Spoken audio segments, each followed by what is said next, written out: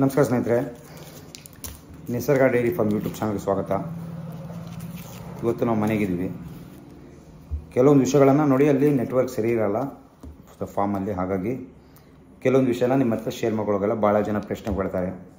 ಭಾಳ ಜನ ಪ್ರಶ್ನೆ ಇದೆ, ಸರ್ ನಿಮ್ಮ ಯೂಟ್ಯೂಬ್ ಚಾನಲ್ ಬಂದಮೇಲೆ ನಮಗೆ ಒಂದು ಡೈರಿ ಫಾರ್ಮ್ ಮಾಡಬೇಕು, ಒಂದು ಹೈನುಗಾರಿಕೆ ಮಾಡಬೇಕು ಅಂತ ಭಾಳ ಆಸೆ ಇದೆ. ಯಾವ ರೀತಿ ಮಾಡಬೇಕು, ಯಾವ ರೀತಿ ಶುರು ಮಾಡಬೇಕು, ನಮಗೊಂದು ಸ್ವಲ್ಪ ಗೈಡ್ಲೈನ್ಸ್ ಕೊಡಿ ಸರ್ ಅಂತ ಕೇಳ್ತಾರೆ. ನಾನು ಅವರಿಗೆ ಸ್ಪಷ್ಟವಾಗಿ ಹೇಳ್ತೀನಿ, ನೋಡಿ ಸ್ನೇಹಿತರೆ, ಡೈರಿ ಫಾರ್ಮಿಂಗ್ ಉದ್ಯಮ ಇದೆಯಲ್ಲ, ಯಾವತ್ತೂ ನಿಮ್ಮ ಒಂದು ಜೀವನಕ್ಕೆ ಒಂದು ಆಧಾರ. ಇದು ಯಾವ ರೀತಿ ಮಾಡಬೇಕು ಅನ್ನೋದು ಭಾಳ ಮುಖ್ಯ. ನೋಡಿ, ಸ್ವಲ್ಪ ವಿಡಿಯೋ ಲಾಂಗ್ ಅಂತ ಅನಿಸ್ಬೋದು. ವಿಡಿಯೋದನ್ನು ಕ್ಲೀನಾಗಿ ನೋಡ್ತಾ ಹೋಗಿ. ಸರಿ ಇದ್ದರೆ ಸರಿ ಅಂಥೇಳಿ, ತಪ್ಪಿದ್ರೆ ತಪ್ಪಂತ ಹೇಳ್ತಾ ಬನ್ನಿ.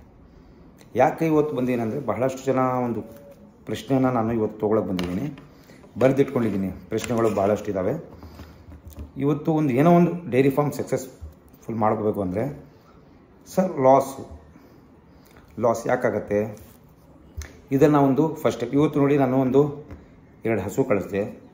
ಒಂದು ಮಧುಗಿರಿಗೆ, ಇನ್ನೊಂದು ಬಂದುಬಿಟ್ಟು ಇನ್ನೊಂದು ಬನ್ನೂರು. ನಾನು ಅವರಿಗೆ ಮೊದಲು ಹೇಳಿದ್ದೀನಿ, ನೀವು ಹಸು ಆಯ್ಕೆ ಮಾಡಬೇಕಾದ್ರೆ 2 ಇರುತ್ತೆ.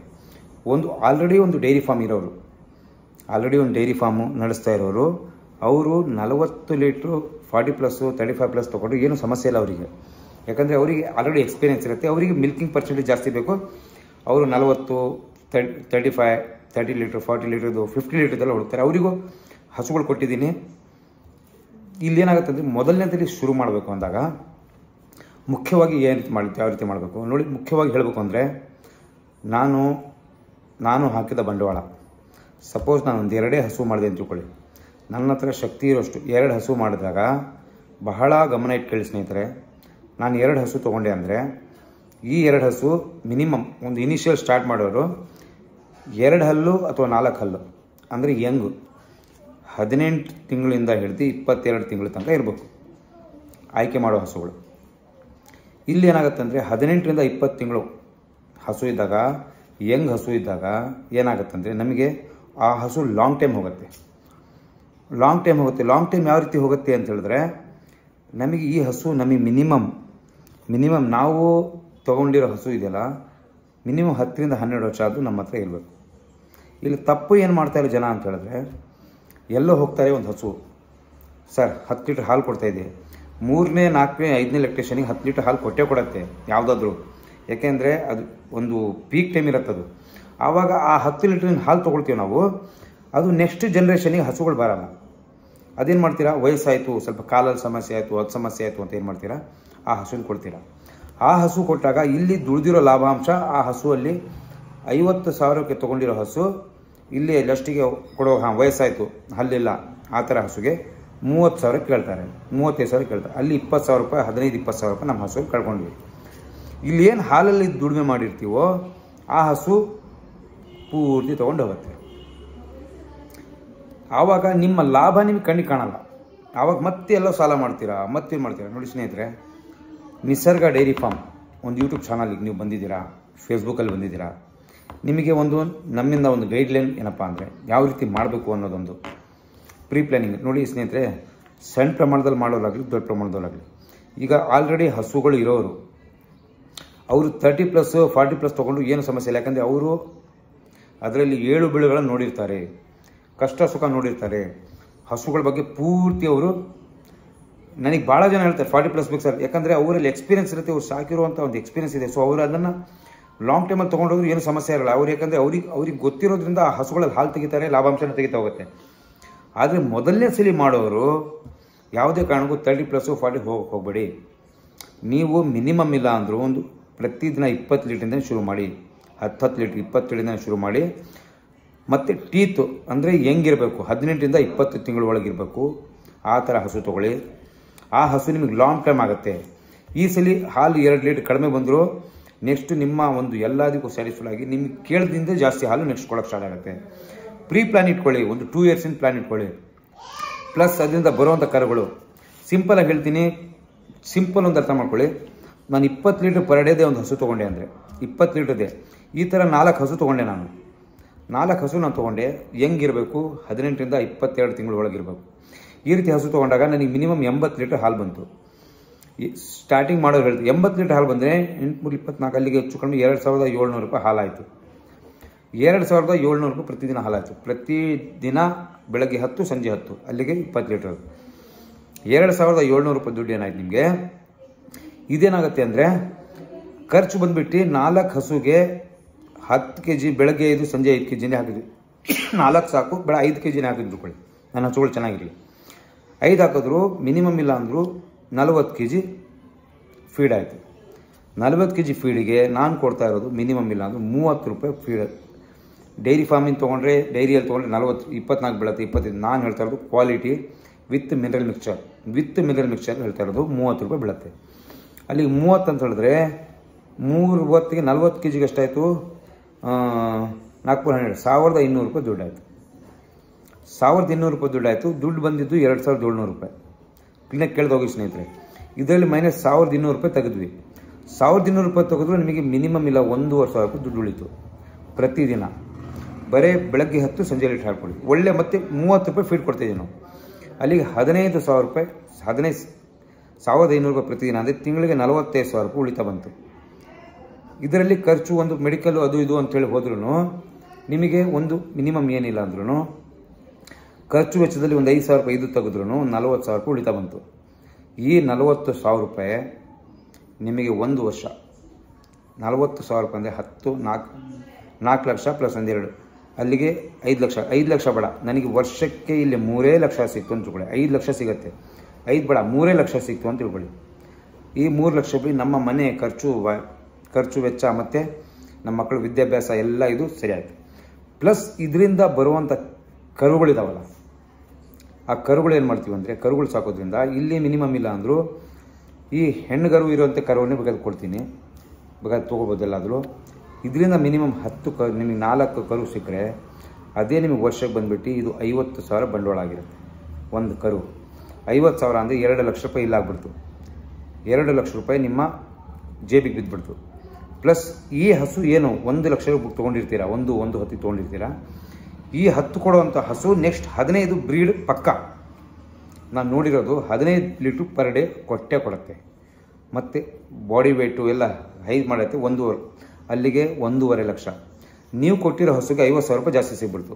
ಅಲ್ಲಿಗೆ ಏನಾದರೂ ಬಂದರೆ ನಿಮ್ಮಲ್ಲಿ ಶಕ್ತಿ ಇದ್ದರೆ ಇಟ್ಕೊಳ್ಳಿ, ಇಲ್ಲ ಅಂದರೆ 50,000 ಒಂದು ಹಸುವಿಂದ ಅಂತ ಹೇಳಿದ್ರೆ ನಿಮಗೆ ಮಿನಿಮಮ್ ಇಲ್ಲ ಅಂದರೂ ಎಷ್ಟಾಯಿತು, 4 ಹಸುವಿಂದ 2 ಲಕ್ಷ ರೂಪಾಯಿ ದುಡ್ಡಾಯಿತು.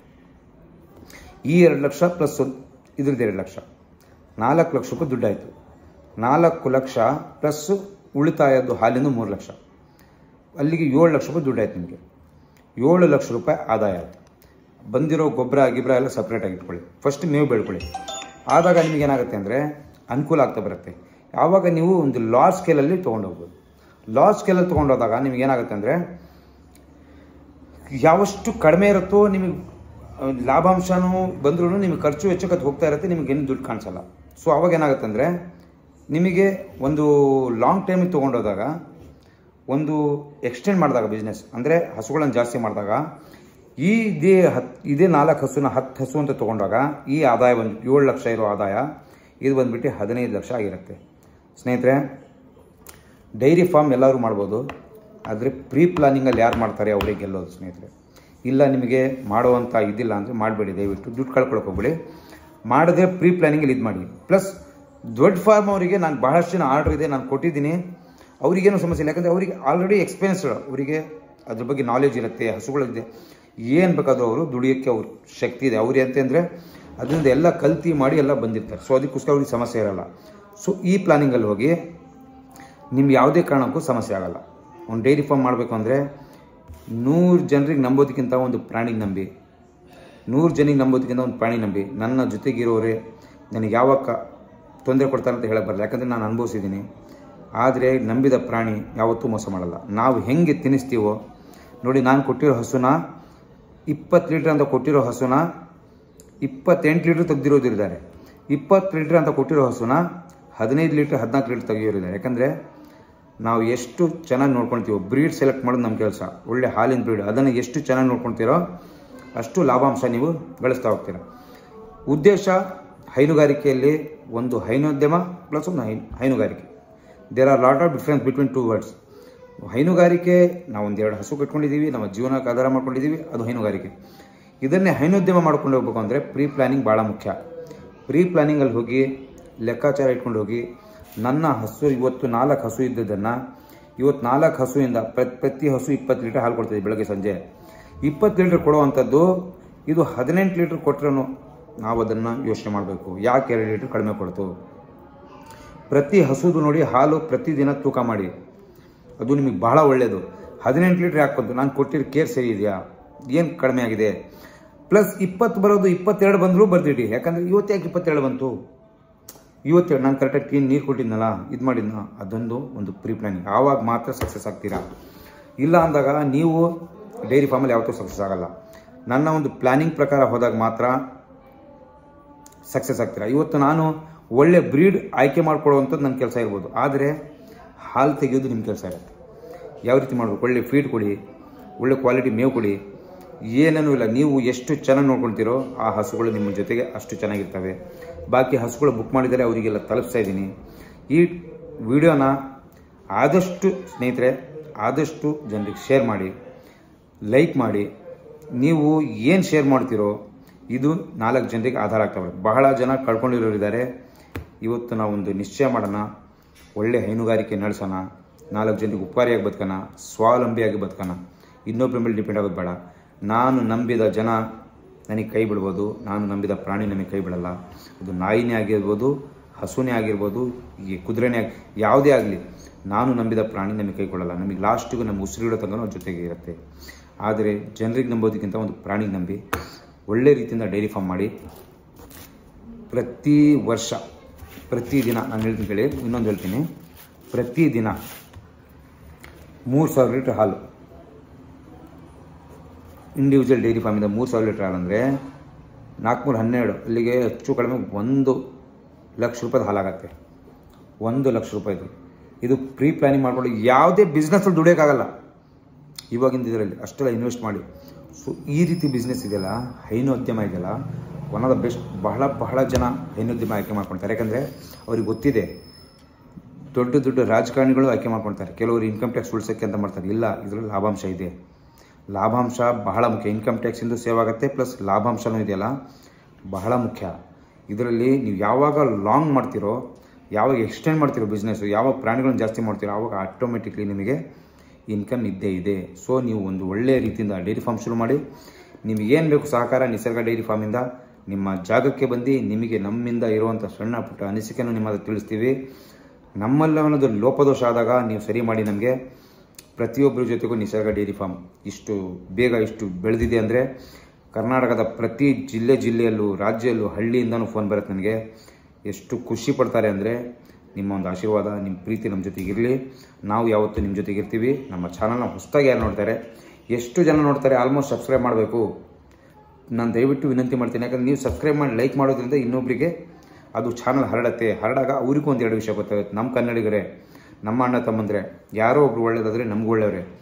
ಕನ್ನಡಿಗರು ನನ್ನ ನೋಡಿ ಮಹಾರಾಷ್ಟ್ರದಿಂದ ಅಷ್ಟು ಜನ ಆರ್ಡರ್ ಕೊಡ್ತಾರೆ. ನಾನು ಫಸ್ಟ್ ಪ್ರಿಫರೆನ್ಸ್ ಕೊಡೋದೇ ಕರ್ನಾಟಕಕ್ಕೆ ಬುಕ್ ಆಗಿದ್ದು ಬಿಟ್ಟು ಆಮೇಲೆ ಮಹಾರಾಷ್ಟ್ರಕ್ಕೆ ಕೇಳಕ್ಕೆ ಹಸು ಕೊಡ್ತೀನಿ.